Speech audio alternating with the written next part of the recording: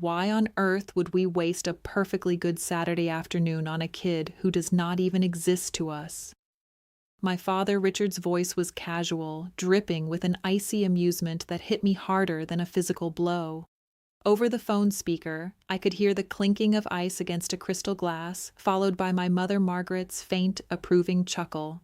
"You always make everything a melodrama, Sarah," she chimed in, her tone laced with irritation. "For once, stop trying to make the universe revolve around your little life."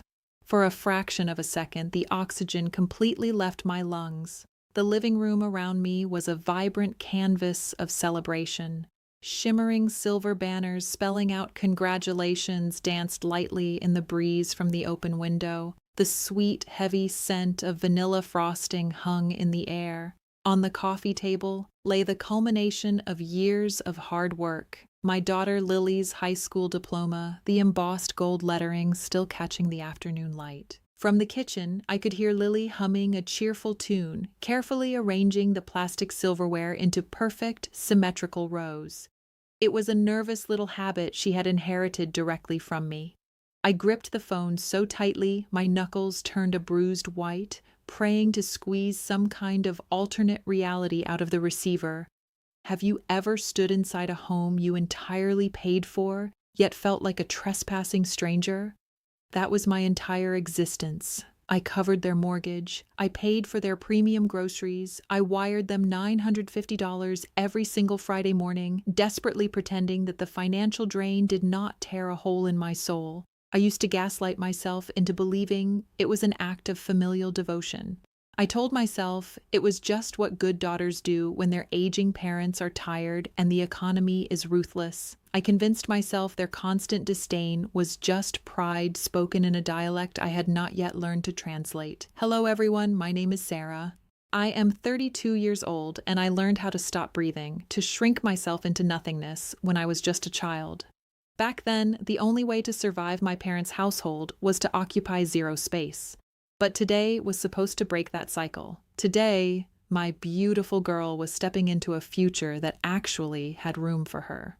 I wanted her grandparents to witness it. I wanted them to clap. I wanted a dead dream to crawl out of the dirt and finally take a breath. "Dad," I whispered, fighting to keep my voice steady, "I send you $950 a week." He let out a dry, condescending scoff. "Yes, Sarah, and you owe us far more than a weekly allowance. You owe us your obedience. You owe us silence." That single word broke something fundamental inside me. Silence. They did not view me as a daughter. I was an invoice they expected to magically clear itself. Love was a balance sheet, and my daughter Lily was an unauthorized expense they refused to recognize. Outside, a heavy truck rumbled past the house, shaking the floorboards. In the kitchen, Lily's humming paused for a moment, then resumed, louder and braver than before. I turned my back to the hallway so she would not see the violent trembling of my lower lip. "Understood," I said into the receiver. My voice was suddenly hollow, stripped of all the desperate pleading that had defined my life. "Understood." I ended the call. The dial tone was quickly swallowed by the low, steady hum of the refrigerator. Somewhere near the ceiling, a stray helium balloon brushed against the drywall, offering a quiet, scratching sound in response to the dead air. I walked over to the kitchen sink, turned the faucet to cold, and let the water run over my wrists until my pulse finally slowed down. I patted my face dry. I did not cry. I did not scream. I did not beg the universe for fairness. Instead, I picked up my phone and opened my banking application.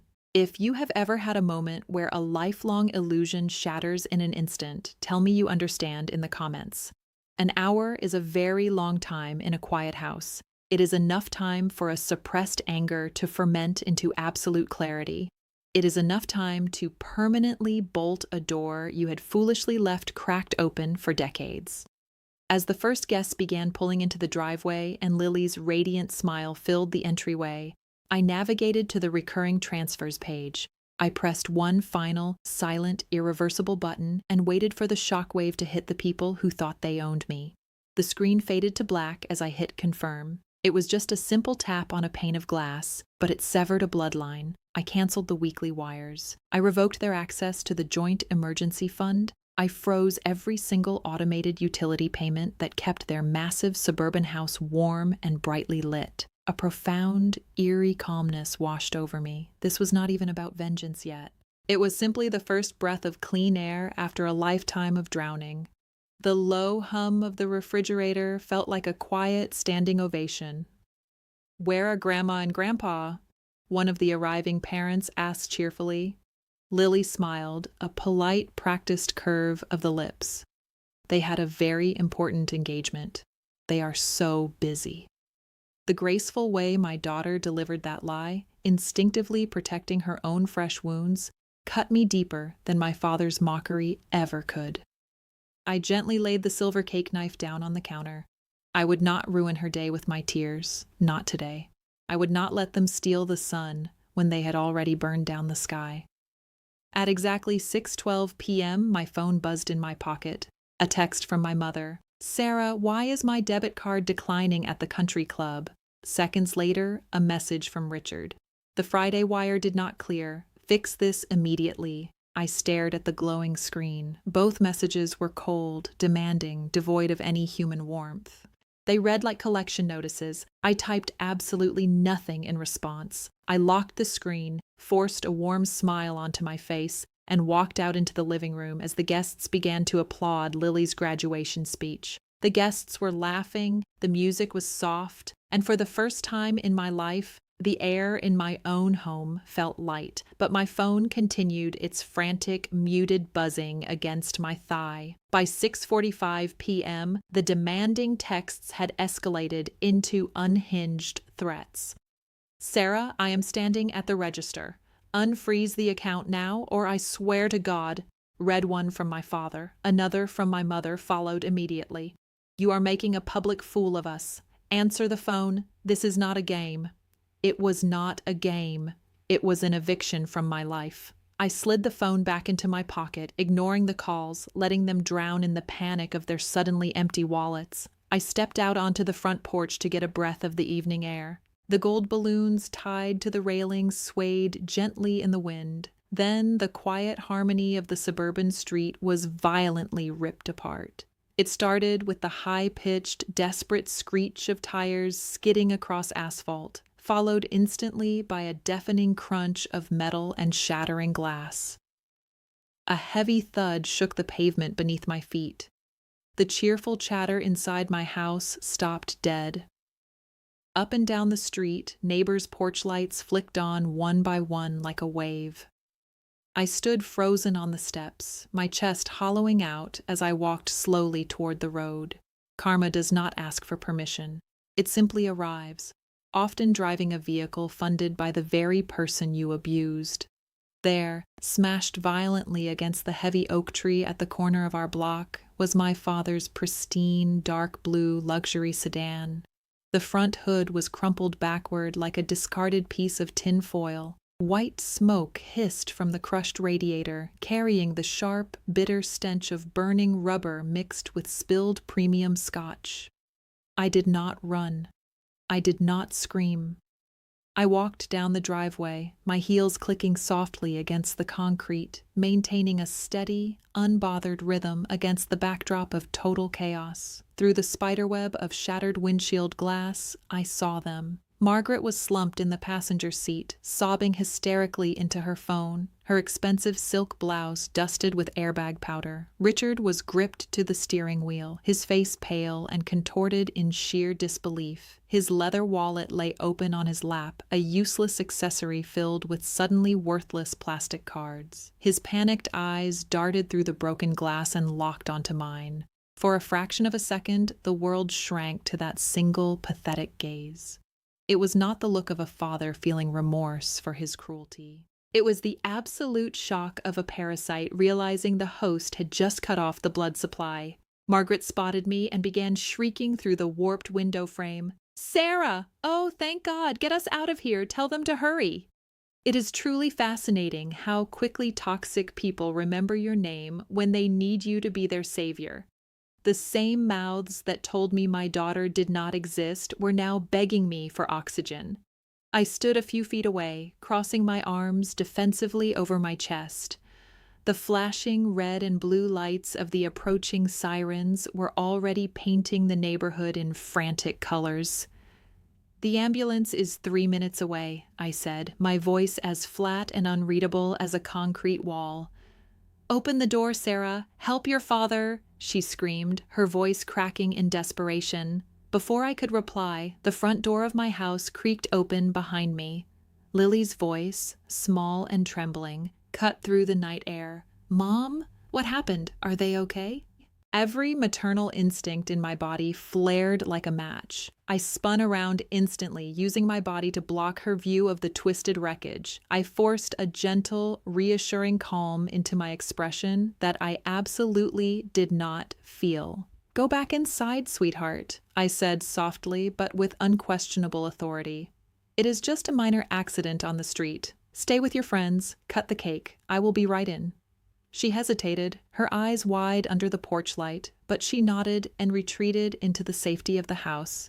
She was my anchor, my absolute reason for breathing. I would never let her innocent eyes witness the toxic wreckage of the people who refused to love her.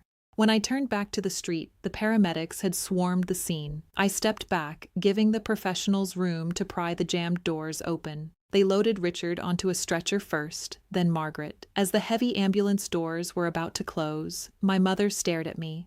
Her eyes silently demanded that I climb in, hold her hand, and resume my lifelong role as the obedient, suffering daughter. I simply stood on the curb and watched the doors shut tight. The ambulance sped off into the dark, looking like a glowing white box carrying away the ghosts of my past. I turned around, walked back into my brightly lit home, and finally served my daughter her graduation cake. 2 days later, the sky finally broke open. A heavy, relentless downpour washed the dark tire marks and the shattered glass from the corner of our street, as if the neighborhood itself was trying to erase the memory of Richard and Margaret. My phone was a digital graveyard.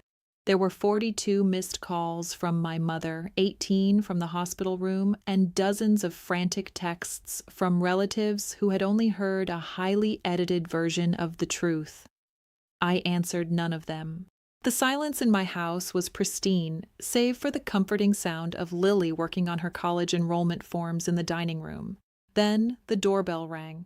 I already knew who it was. Every toxic family has a designated messenger, a flying monkey whose sole purpose is to enforce the rules of the matriarch and patriarch. In my family, that was Aunt Martha. I opened the front door. Martha stood on my porch, her expensive trench coat dotted with rain, her face contorted into a mask of righteous fury. She pushed past me into the foyer without waiting for an invitation, dropping her soaked umbrella onto my clean hardwood floor. "You nearly killed them, Sarah," Martha hissed, her voice trembling with manufactured outrage. "Your father's blood pressure spiked to lethal levels because of your cruel little stunt with the bank accounts. He lost control of the wheel because he was having a panic attack about his medical debts. How could you cut off his lifeline? You know how expensive his heart treatments are?"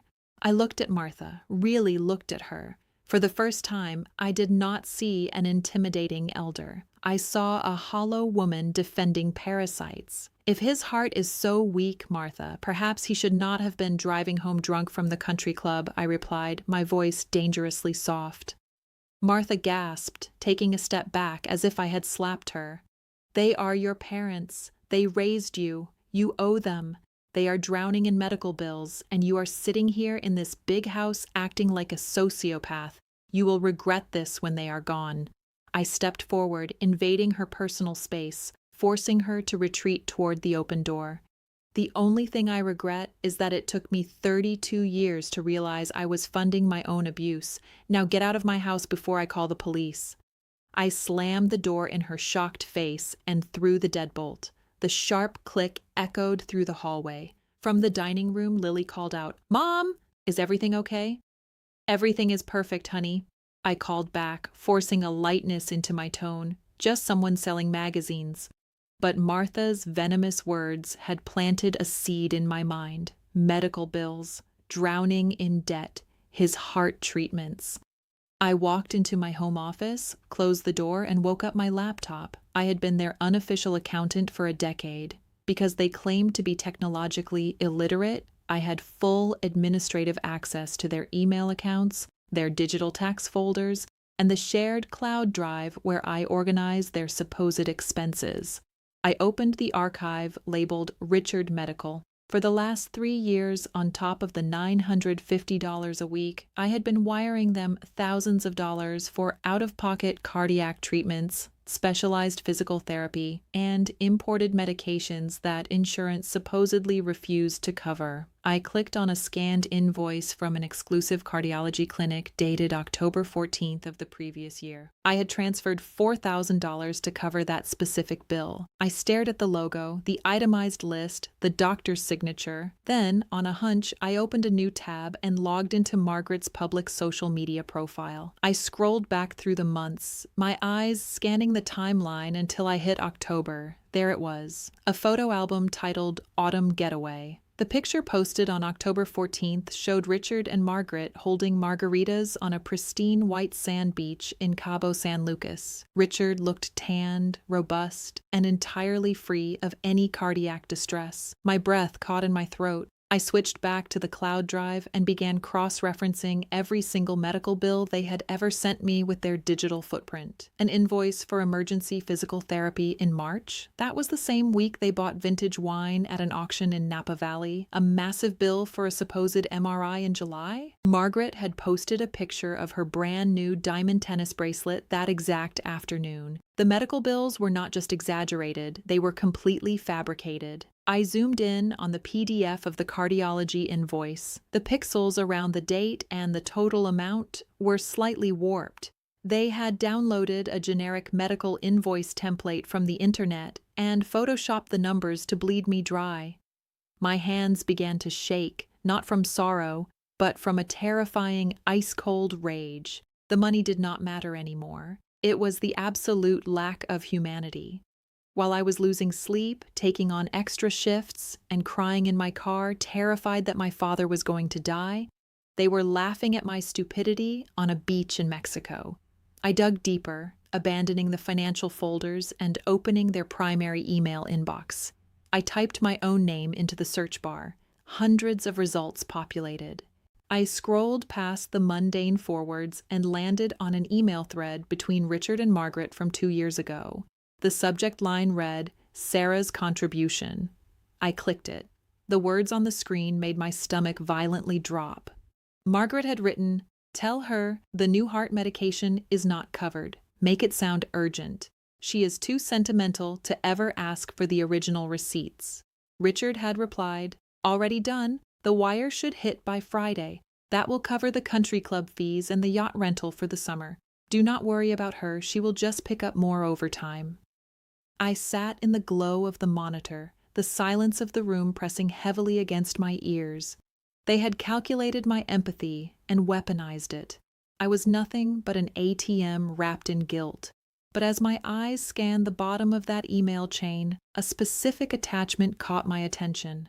It was a PDF document forwarded from a local wealth management firm titled Lily Trust Transfer Authorization. I clicked the attachment, and the last shred of my sanity shattered into a million pieces. The deception was far, far darker than stolen vacation money. They had found a way to reach past me and sink their claws directly into my daughter's future. The PDF document took 3 agonizing seconds to load. When the crisp white page finally rendered on my screen, all the air was violently sucked out of the room. It was a transfer authorization form from the bank that held Lily's college trust fund. But that was not what made my blood run cold. At the bottom of the page, on the line designated for the primary account holder, was my signature, except I had never signed it.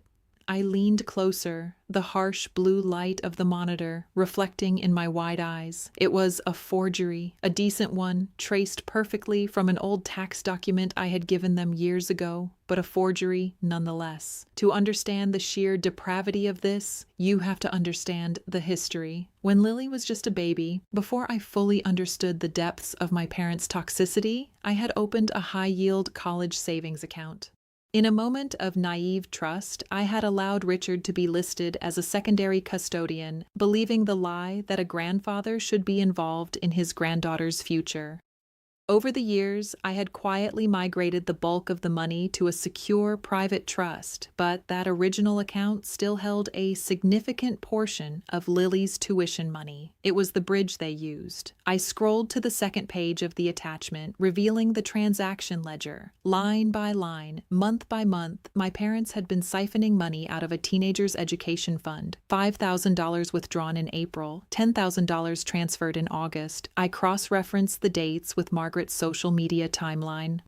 The $5,000 had been withdrawn the exact same week Lily turned 16. Instead of buying their granddaughter a birthday present, they had stolen her tuition money to put a down payment on a luxury Mediterranean cruise. In total, $65,000 had been drained into a shadow account controlled by Richard. The money Lily needed for her first 2 years of university was gone, swallowed by country club dues, imported wine, and their desperate need to maintain the illusion of generational wealth. A strange, terrifying physical transformation happens to a mother when she realizes her child is being hunted. The lingering sadness of a neglected daughter evaporated instantly.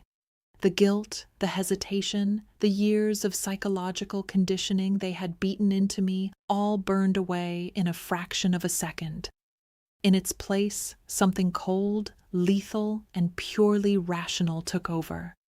You can break my heart, you can steal my joy, but you do not touch my child. I did not cry. I did not throw my laptop against the wall. I did not pick up the phone to scream at my father in his hospital bed. Hysterics are for victims, and I was done being a victim. I opened a secure encrypted folder and began downloading everything. I exported the forged medical bills, the photoshopped receipts, the damning email chains where they mocked my stupidity, and the fraudulent trust fund transfers. I compiled it all into a massive, organized digital dossier. Then I picked up my phone and dialed a number I had saved years ago for a real estate closing, but now needed for a very different kind of transaction.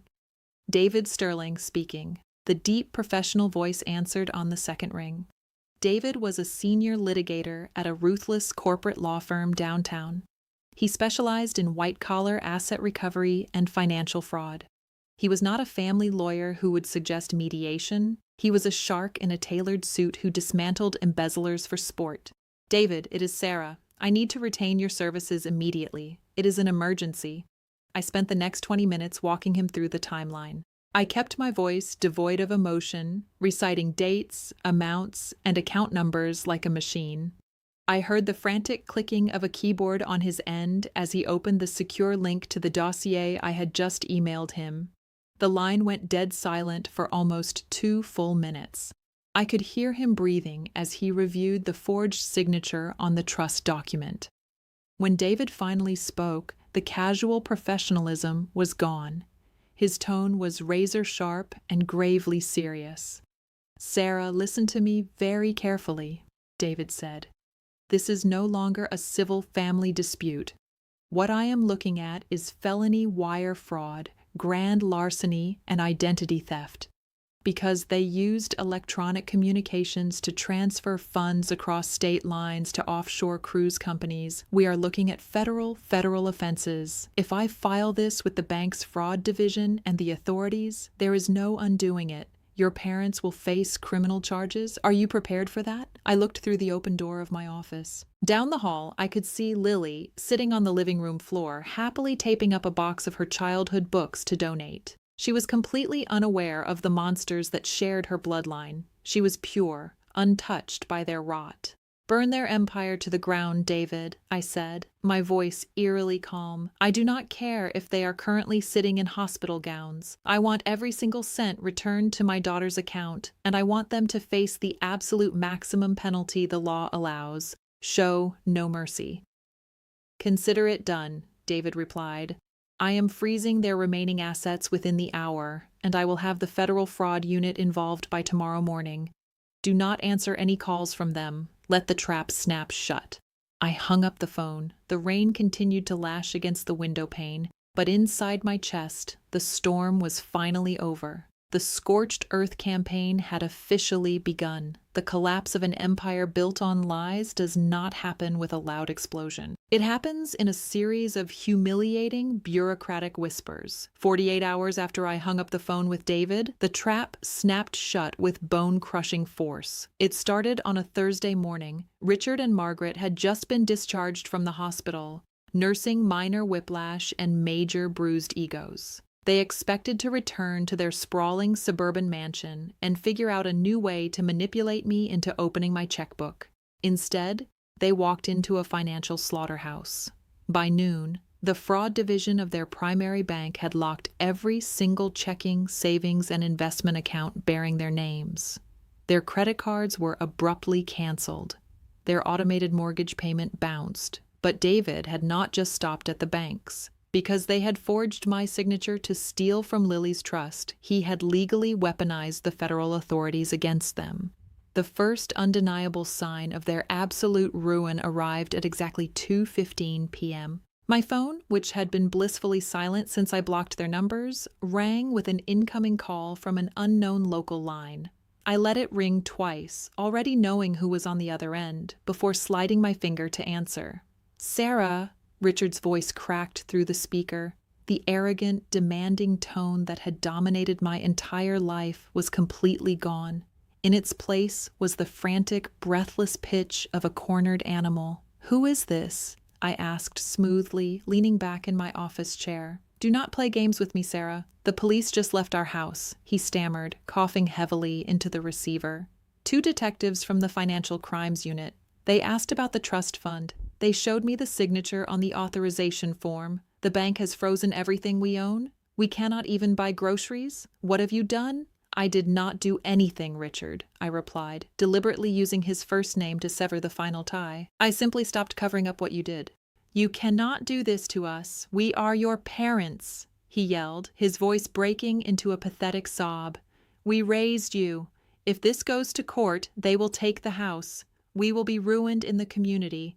The country club already called to suspend our membership pending an investigation. Please, Sarah, call off the lawyers. Tell them it was a misunderstanding. We can figure out a payment plan for Lily's money. Just call them off. A payment plan." He wanted to put his own granddaughter's stolen future on an installment plan while he kept his vintage wine collection and luxury vacations. The sheer audacity of it extinguished whatever microscopic drop of pity I might have had left in my soul. "There is no misunderstanding, and there is no payment plan," I said, my voice dropping to a low, lethal whisper.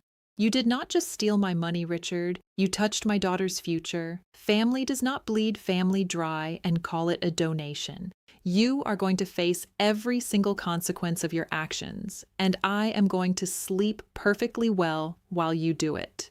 "Sarah, please, you are being cruel. We have nowhere to go. We have nothing." "Then I suggest you learn how to pack light," I said, and disconnected the call. I permanently blocked the unknown number. Over the next 2 weeks, the fallout was spectacular. In affluent suburban communities, gossip moves faster than a wildfire, and financial ruin is the ultimate unforgivable sin.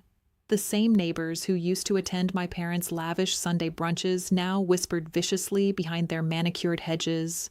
Their names were swiftly scrubbed from the local charity boards they had used to boost their egos. The luxury sedan, now just a crumpled piece of scrap metal sitting in an impound lot, was the least of their problems. Faced with mounting legal fees and the imminent threat of federal indictment, they were forced to put their massive home on the market for a fraction of its value just to secure a criminal defense attorney. They did not get a farewell party. There were no tearful goodbyes from their wealthy friends. Under the cover of darkness, just 3 weeks after they had mocked my daughter's existence, Richard and Margaret loaded a rented moving truck and fled the town. They were moving into the cramped spare bedroom of Aunt Martha's house in a different state, stripped of their wealth, their pride, and their power. They had spent a lifetime demanding my silence. Now, the silence they received from their community was utterly deafening. 6 months passed. The blazing heat of summer cooled into a crisp, quiet autumn, mirroring the heavy, dead weight I had finally shed. Life in our home became wonderfully, beautifully mundane. There were no more frantic Friday morning wire transfers. No more panic attacks disguised as familial duty, Just the sound of Lily laughing in the kitchen and the steady, peaceful rhythm of a life that finally belonged to us. But parasites, even when starving, always try one last time to find a way back to the host. On a dreary Tuesday afternoon, a thick, crumpled envelope slid through the mail slot on the front door. There was no return address, just my name scribbled in Richard's heavy, aggressive handwriting. I took the envelope into the kitchen, sat at the island, and broke the seal. Inside was a single, densely written page. It was a masterpiece of narcissistic delusion. "Sarah," the letter began, "your mother has not stopped crying since we were forced into this tiny, miserable room at your Aunt Martha's house. You have humiliated us beyond repair. We never meant to hurt you, but you were always too sensitive, too eager to hold a grudge. That money was not stolen. It was simply the tax you owed us for raising you. If you can find it in your heart to drop the charges and apologize for the pain you have caused, we are willing to forgive you and be a family again." I read the words twice. There was no remorse. There was no acknowledgement of Lily's stolen future. Just the same toxic manipulation wrapped in a pathetic attempt to play the victim. I did not feel angry. I did not feel sad. I felt absolutely nothing. I folded the paper, walked over to the decorative candle burning on the counter, and held the corner of the letter to the flame. The fire caught quickly, eating through the ink, turning decades of gaslighting and lies into fragile black ash. I dropped the burning remnants into the sink and washed them down the drain. Closure does not always come from an apology. Sometimes it comes from realizing the people who hurt you are utterly powerless. But karma, it seemed, was not quite finished with Richard and Margaret. The very next morning, David Sterling called. His voice lacked its usual smooth professionalism. Instead, it carried a note of genuine shock. "Sarah, you need to sit down," David said. "The federal investigators finished auditing those shadow accounts we uncovered.